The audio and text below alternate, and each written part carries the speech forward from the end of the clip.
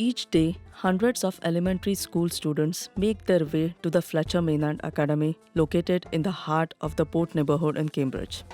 Of the older classes, 4 in 5 students receive assistance to provide free school lunches. For the younger students, those numbers drop to 1 in 2 students. This dramatic shift in assistance over just a few years is a reflective of a broader change pressing in on the port. How did we get here? What's happening? And what can we do about it? Audible has collaborated with the Loop Lab on a series of pieces about the port neighborhood. In this piece, we meet Robin Harris, the principal of the Fletcher Maynard School for almost 20 years. Robin cares deeply about the sense of belonging for the port, and we'll hear from her about the challenges the port is facing today. My name is Robin Harris, and I'm the principal at the Fletcher Maynard Academy. We're a JK through 5th grade elementary school, part of the Cambridge Public Schools. And this year is my 19th year as principal in this building, which is really, awesome. really exciting. And I'm just sort of a educator from the very beginning.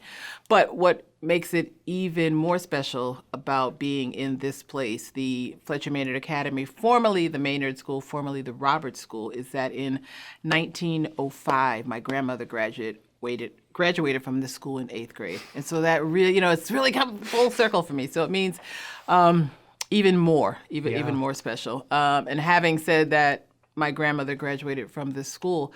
I'm a Cambridge kid. Graduated from the high school in 1979. Yes, I'm 57 now. We're not that far apart. There you go. Okay. But I'm a Cambridge kid.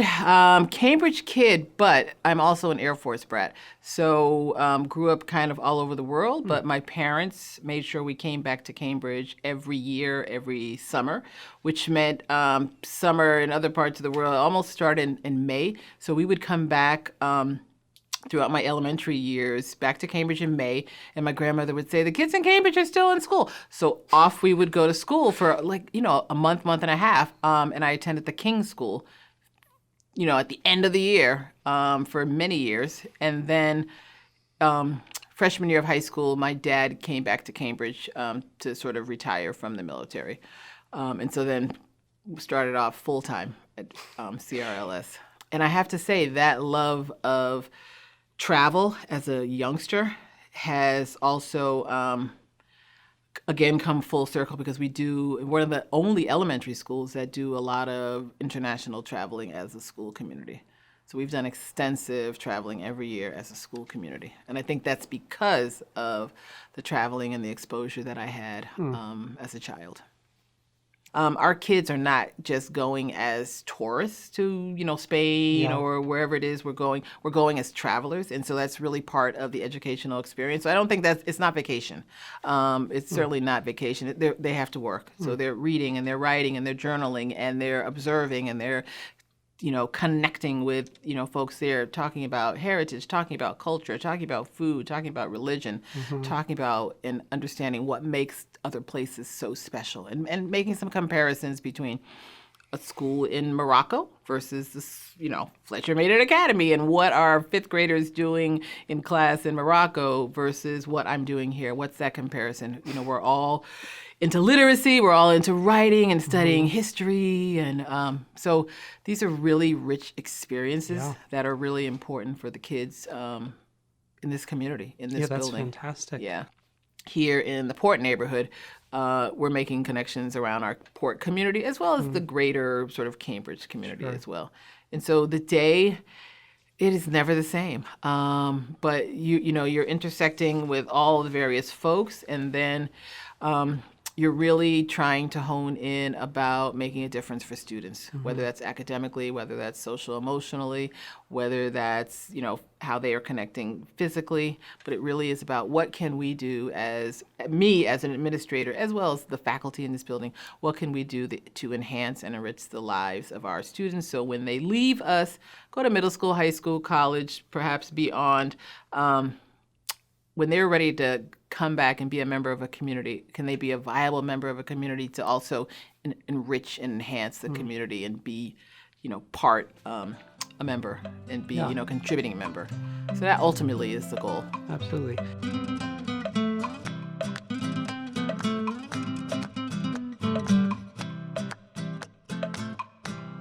Robin spoke with us about how her role models influence her life, the challenges she faces, and how racism impacts her life today. I have a lot of role models, and I will, it's sometimes a little cliche, but people have a tendency to say, my parents. But I absolutely have to say both my mother and my father. And both my parents, probably my mother a little more than my dad, gave me a sense of being a young African-American girl that is here really to make a difference.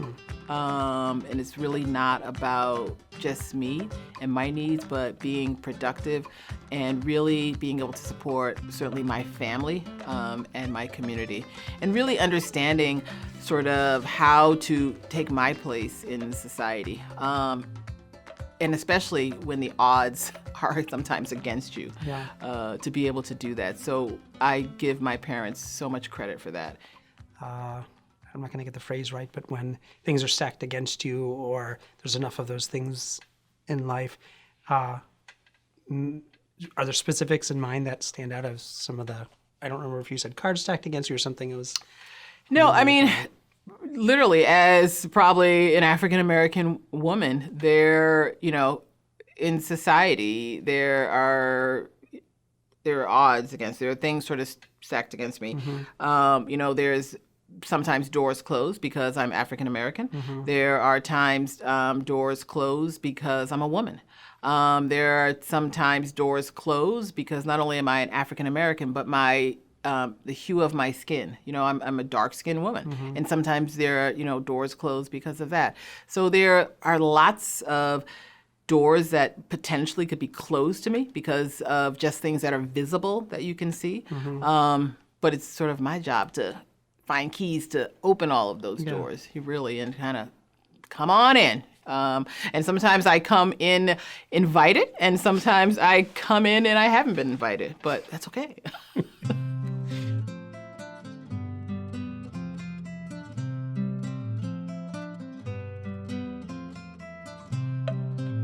Matt opens up the conversation with Robin about the wishes she has for her students and how hard work alone sometimes isn't enough to reach the dreams in her community.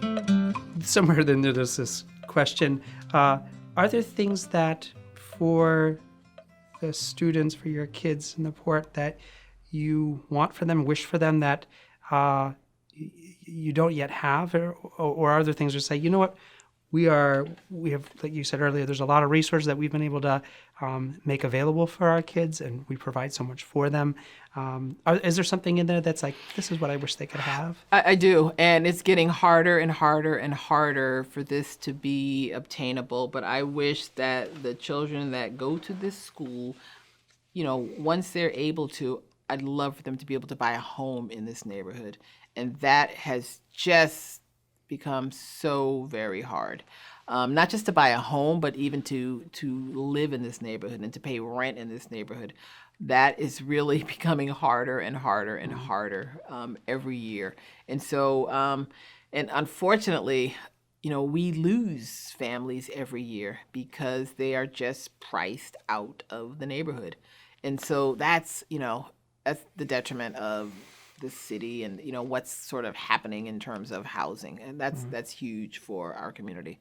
So I really wish that they could actually maintain and stay in this community, the community that they grew up in.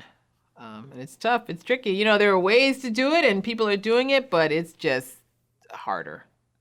And by ways to do it, meaning that the people who are choosing to live here are saying, if I do this and this and this, but not necessarily ways that other parts of Cambridge are helping with that, or it's sort of pull me up by my bootstraps approach, or is it? It's a combination. It's a little bit of that. It's great. I actually live in the house that I live in now. I'm lucky. My great grandfather had 3 daughters, and so he had some foresight, and he purchased 3 homes in the Coast neighborhood. And so I am the benefactor of that. And that's lucky for me, because if not, I don't think I could have bought Afforded, a home here.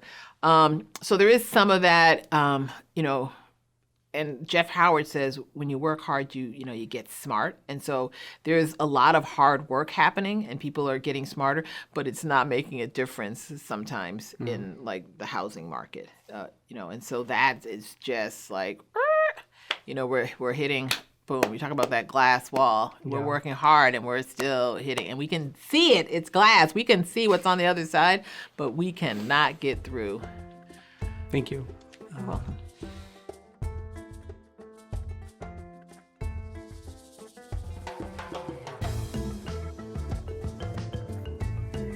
We went in depth a bit about how she sees the port and how we can all be better neighbors.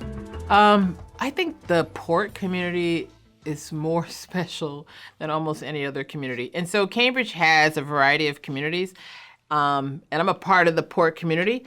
I live and probably was raised in what they call the coast community, which is sort of, and the coast and the port have been a little competition. So I'm a coast kid, but I am also a port. I'm a port kid as well. But I think this community, probably even more so than the coast or North Cambridge or Mid Cambridge or West Cambridge, is so rich and vibrant and diverse.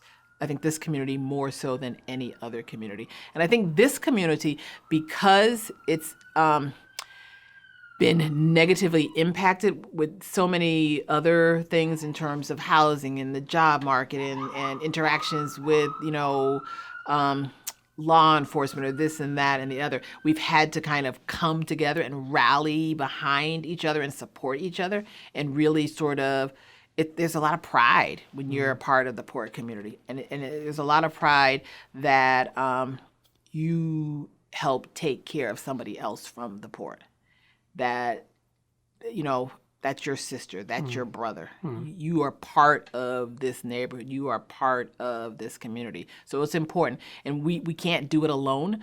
And there's, like the African saying about Ubuntu, but you don't do this work on your own. And it's really important. And I love, love, love, one of my most favorite African proverbs is, when spiders unite, they can tie up a lion. And that's the port.